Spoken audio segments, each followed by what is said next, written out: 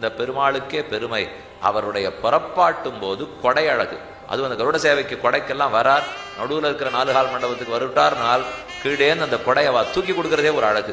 அது அர்ச்சகால் பிடித்த சரியா அந்த வாகனத்தில் வச்சா போயிட்டு வர்ற 7 மைல் வரைக்கும் அசையாது கொடை.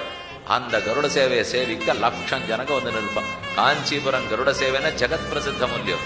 அப்படியே ஒரு படகுல மிதந்து வர மாதிரி, எல்லா ஜனங்களுடைய தலையில வர மாதிரி தான் இருப்பார், தோல்ல வர மாதிரி இருக்க மாட்டார்.